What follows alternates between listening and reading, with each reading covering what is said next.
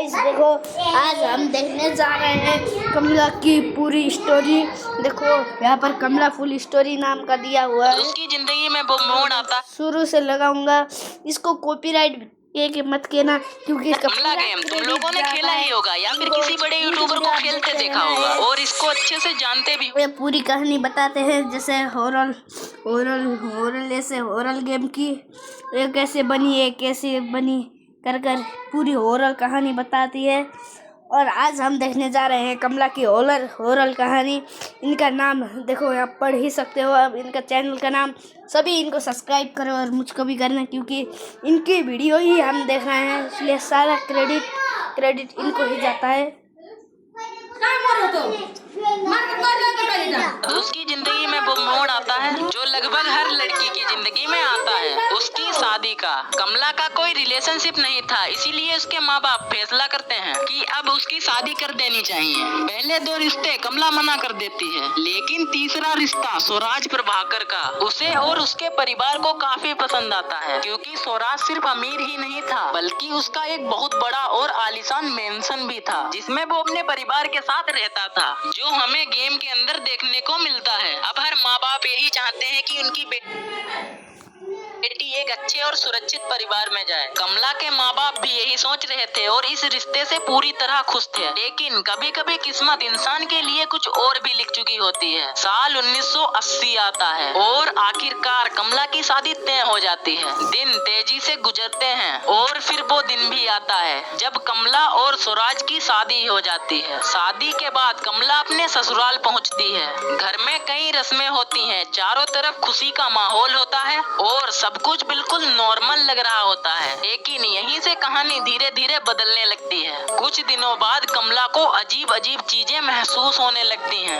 उसे हर वक्त ऐसा लगता है जैसे कोई उसे देख रहा हो, जैसे घर में कोई और भी मौजूद हो जिसे सिर्फ वो ही महसूस कर पा रही हो। दिन बीतते जाते हैं, लेकिन वो डरावनी फीलिंग उसका पीछा नहीं छोड़ती। कमला ये बात किसी को नहीं बताती, क्योंकि घर में सब लोग खुश थे, वो किसी को परेशान नहीं करना चाहती थी। लेकिन कहानी कुछ ऐसी हो जाएगी इसका पता किसी को नहीं था। लेकिन फिर आती है वो रात जिसने सब कुछ बदल दिया। 31 दिसंबर 1980 रात लगभग 12 बजे अचानक कमला की तबीयत बेहद खराब होने लगती है। स्वराज घबराकर तुरंत अपने परिवार को बुलाता है और सब लोग भागकर कमला के कमरे में पहुंचते हैं, लेकिन वहाँ जो हो रहा था वो किसी बीमारी जैसा बिल्कुल नहीं था। कमला की हालत तेजी से बिगड़ने लगती है, उसकी आंखें बदलने लगती हैं और उसके अंदर जैसे कोई दूसरी ताकत जाग चुकी थी। फिर अचानक वो कुछ ऐसा करती है जिसकी वहाँ मौजूद किसी इंसान को कल्पना भी नहीं थी। कमला सीधे दौड़कर अलमारी पर चढ़ जाती है और वहाँ बैठकर घर वालों को गालियाँ देने लगती है, उन्हें डराने लगती है और अजीब आवाजों में चीखने लगती है। घर वालों को समझ नहीं आता कि आखिर उसके साथ हो क्या रहा है। पूरा परिवार बुरी तरह डर चुका था। तभी अचानक कमला अलमारी से छलांग लगाती है और सीधे जाकर स्वराज के पिता के ऊपर बैठ जाती है। इसके बाद वो उन्हें इतनी बेरहमी से मारती है कि उनका पेट तक फाड़ देती है। ये देखकर स्वराज और उसकी माँ पूरी तरह कांप उठते हैं। उनके पैरों तले जमीन खिसक जाती है, क्योंकि इतना भयानक मंजर उन्हें अपनी जिंदगी में पहले कभी नहीं देखा था।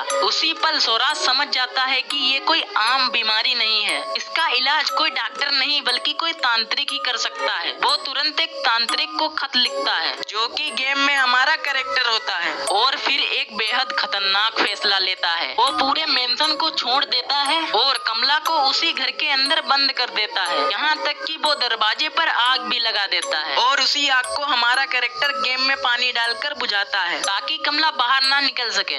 इसके बाद वो अपनी माँ और बाकी परिवार वालों के साथ वहाँ से चला जाता है। कुछ समय बाद तांत्रिक को वो खत मिलता है। खत पढ़ते ही वो समझ जाता है कि मामला बेहद खतरनाक है। एक नई दुल्हन पर इतना शक्तिशाली काला जादू ये कोई मामूली इंसान नहीं कर सकता। वो बिना समय गवाए तुरंत उस मेंशन की तरफ निकल पड़ता है, तो पूरा घर सुनसान पड़ा होता है, जैसा कि हमें गेम में दिखाया जाता है। मुख्य दरवाजे पर आग लगी होती है, वो आग बुझाता है और धीरे धीरे घर के अंदर प्रवेश करता है। अंदर आते ही उसे एहसास हो जाता है कि यहाँ कुछ बहुत भयानक हुआ है। पूरा सामान बिखरा पड़ा था, दीवारों दीवारों पर खून के निशान थे और घर का माहौल इतना डरावना था कि कोई भी इंसान वहाँ 1 मिनट ना टिक पाए। तभी वो एक कमरे का दरवाजा खोलता है और जैसे ही अंदर देखता है उसके सामने खड़ी होती है कमला। एक पल के लिए तांत्रिक पूरी तरह जम जाता है और फिर तुरंत वहाँ से भाग निकलता है। लेकिन अब उसे यकीन हो चुका था कि कमला के अंदर कोई शैतानी शक्ति प्रवेश कर चुकी है। किसी भी तरह से कमला को बचाना वो एक शक्तिशाली रिचुअल की तैयारी करता है जो कमला के अंदर मौजूद उस बुरी ताकत को बाहर निकाल सके। लेकिन रिचुअल के लिए उसे कुछ खास चीजों की जरूरत थी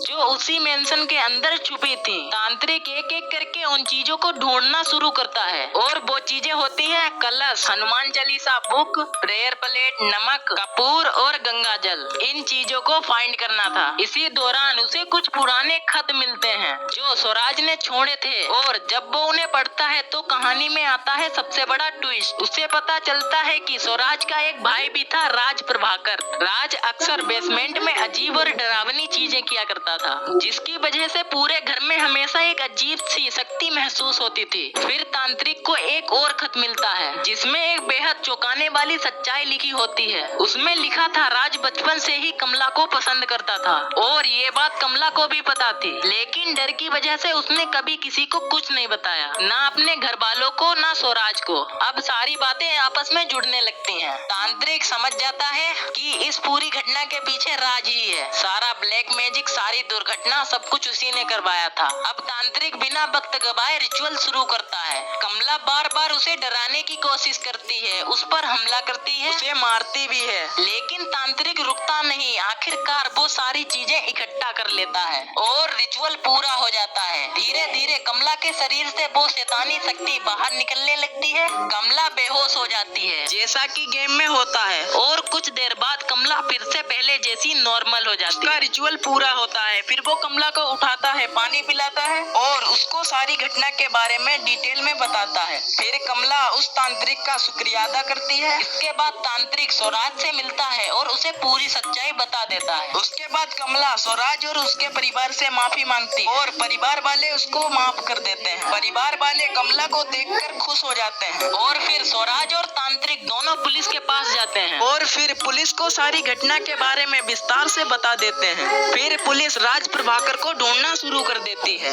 और बड़ी मुश्किलों के बाद आखिरकार राज प्रभाकर को गिरफ्तार कर लिया जाता है। इसके बाद कमला स्वराज और उसकी माँ के साथ किसी दूसरे घर में सामान्य जिंदगी बिताने लगती है, लेकिन उनकी जिंदगी में एक कमी हमेशा रह जाती है, स्वराज के पिता की, जो अब इस दुनिया में कभी वापस नहीं आ सकते हैं। तो ये थी कमला गेम की पूरी खौफनाक बैक स्टोरी। अगर तुम्हें ये स्टोरी पसंद आई है तो वीडियो को लाइक करते हो, चैनल को सब्सक्राइब और बताओ अगली वीडियो किस पर चाहिए।